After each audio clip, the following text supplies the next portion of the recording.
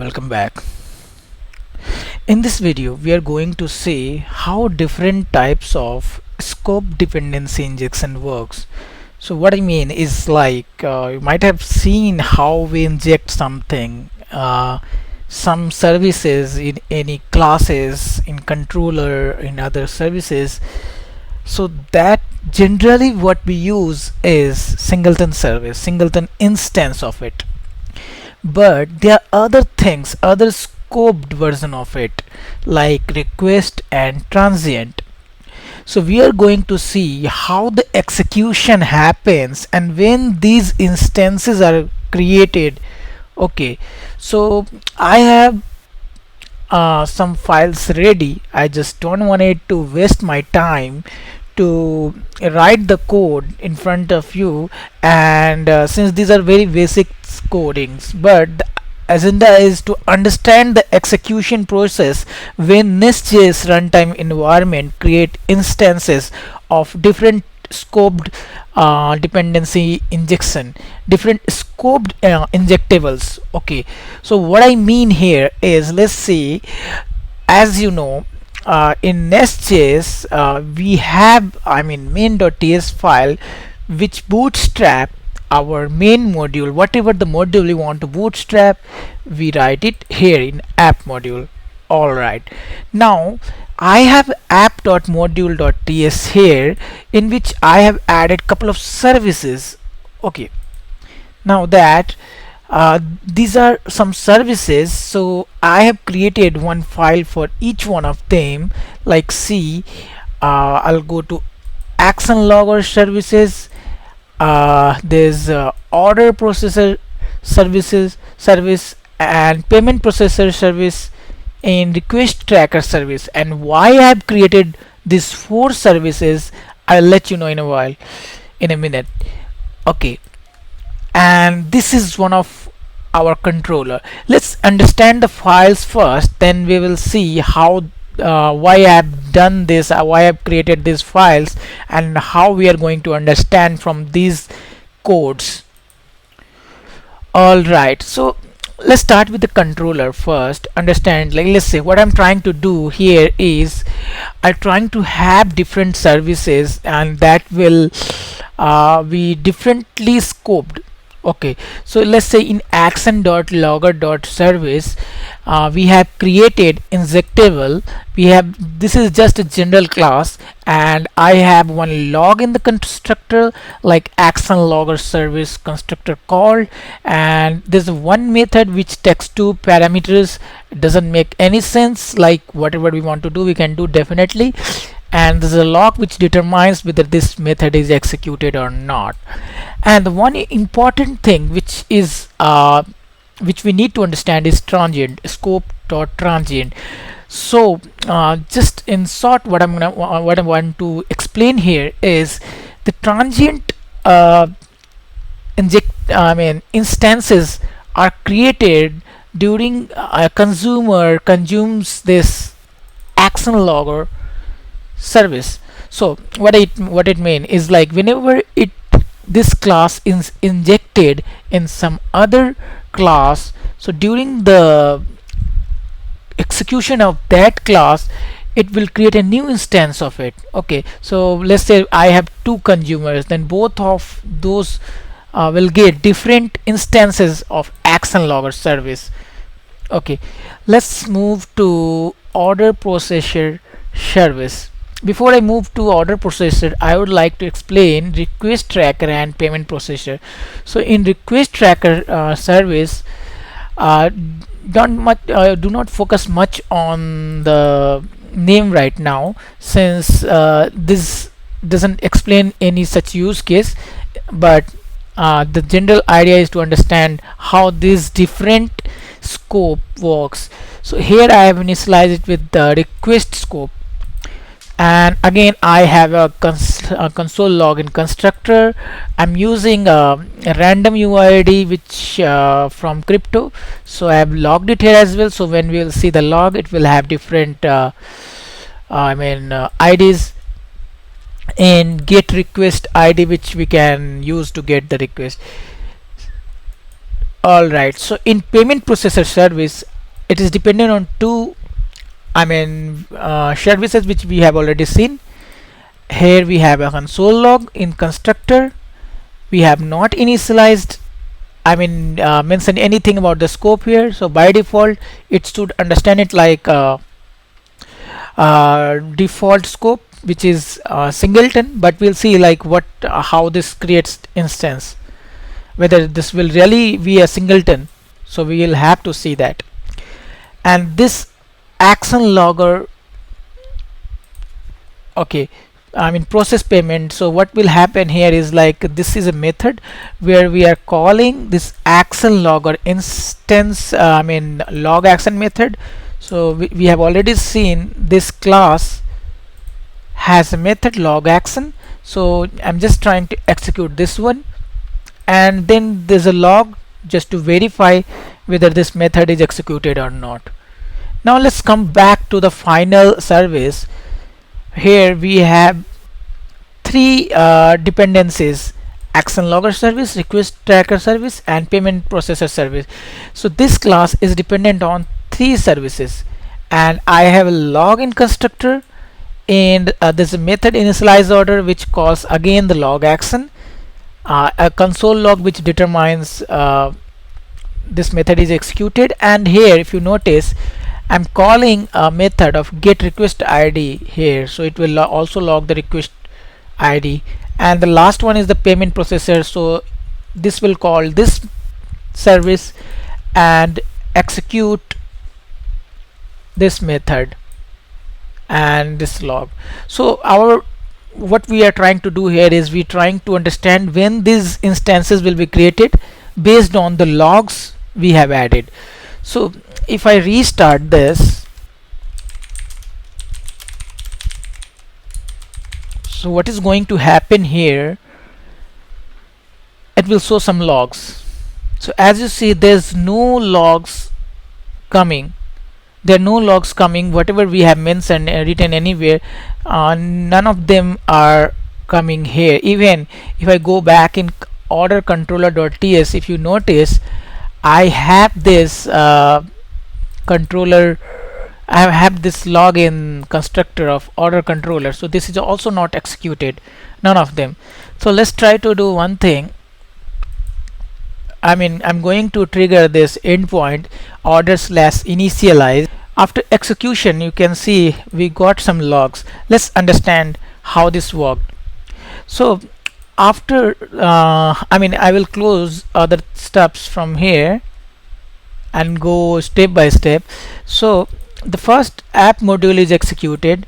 In app module, it first sees like is there any imports, is there any controllers, so these things are registered, and providers. So it will try to get an instance of these, all of this. So how this works, so when we execute, when we run this, let me run it again.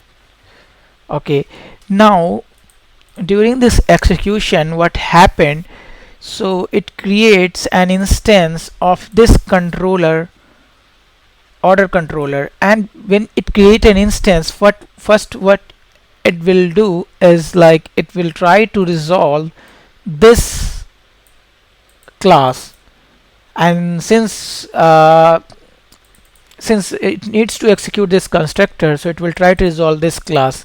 So it will go in order processor service, and while to resolve this, it needs to create an instance. Since we have added injectable, so it needs to create an instance of this order processor service class. So again, to create an instance, it will execute the constructor, and to execute the constructor, it first need to resolve these three services. Then it will try to resolve ActionLoggerService. When it comes to ActionLoggerService, it notices that it has transient scope. So what does it mean by transient scope? So transient scope is something where every consumers will get different instance. So now when it create an instance of this, it will execute this line of code, and this log will come, ActionLoggerService constructor called.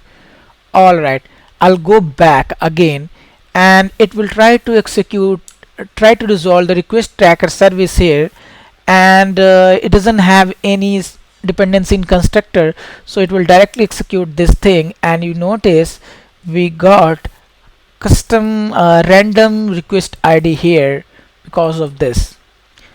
Alright, I will go back again, then it will try to execute the payment processor service, and while creating an instance, so usually like it will understand it has a default scope, means ideally it should have created during runtime, but since this is dependent, while executing the instance, while creating an instance of it, it went to this and found transient, and also when it found request, so it left it to request scope.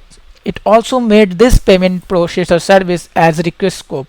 So what happened now during the request, when it came to ActionLoggerService, as it is transient, so what is going to happen is like it will create a new instance of it, and so it will again call this line, and again this log will be executed. Let me close this now and go to line number 10. So to resolve request tracker service, it will go to this class, and when it will try to find whether this what is the scope of it, so it sees it is a request scope. So we are still running the only request which we tried started here. We're still in the process of it. So and we have also created an instance of it sometime back, like on this line.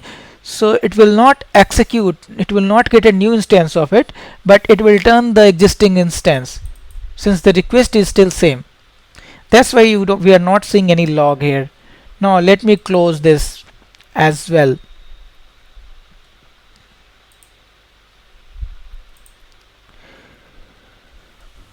Okay, so where we were, we saw this and we went to payment processor. It logged action constructor called here, then it went back, and it already had the instance of request tracker service, so it received that instance, and then it successfully executed the constructor. So that's why we are seeing this log next. And if I go back again, now this line will be executed, order processor service constructor called. Now again it will go back and try to call this method, since we are trying to hit initialize endpoint. So first it will try to call initialize order, and then this will call this method, and here we will see one log for this logging actions. And if I go back again, I'll see this log order initialized for request ID, this one. And if you notice, these are same. Since this request tracker service is actually the request scope, so what will happen is it will have the same instance for the request, for the single request it will have the same instance. And now this payment processor service, I mean here this line, the payment processor, it will try to execute this method, and it will first log this logging actions details, and these details are just not showing up since the object to object is getting printed if it is stringified. Then if I go back again, and this log will be printed, payment process for request ID, and the request ID is still same. I am again explaining you here, request tracker service is request scope, so for the single request it will return always the same instance, but it didn't happen in case of action logger. So although like I can add one more thing here to show I mean UID or something to generate to show like it is being created new instance, but why I didn't need it, because since the log is added in constructor and it is executed twice, means it is called this instance is created twice. Now if I go back and do one thing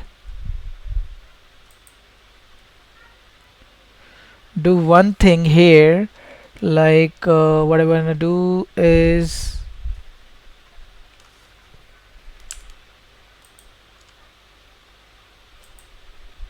if I comment this out and also comment this out and then save, you'll notice now at the runtime action logger service created and payment processor service instance created. Let's try to understand why this happened. When we commented this request tracker service out from payment processor service, why these two instances created during application startup. So if I go back in app module, so these services are registered here, mentioned here. So initially it doesn't know whether it is transient scope, request scope, or default. So by initially it understand it might be a probably it would be singleton, so default scope. So when it will reach here, I mean on this line, so it will see it has no scope defined here, means it is default scope. So it's still thinking like it needs I mean NestJS still thinking like it needs to create a singleton scope, and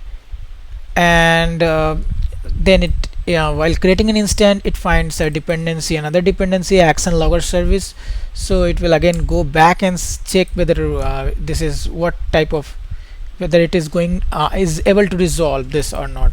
So in transient, during whenever a consumer consumes it, it creates a new instance, so it will not have any problem at the time of execution. It will create an instance of action logger, so it will print out this log first, and then it will print out this log, payment processor service instance created. So basically this is a transient scope instance, and this is a singleton instance. So but transient scope instance get created during whenever the consumer consumes it. So that's the reason it one of the instance of action logger service actually what we can say instantiated at the time of server startup. So if I try to request it again and see what happened, so now you will see this is created again. I mean action logger service constructor again called, means this is a new instance of it. So in transient, whenever this consumer consumes, it creates a new instance. Okay, that was it from this video. Thank you for watching. Have a nice day.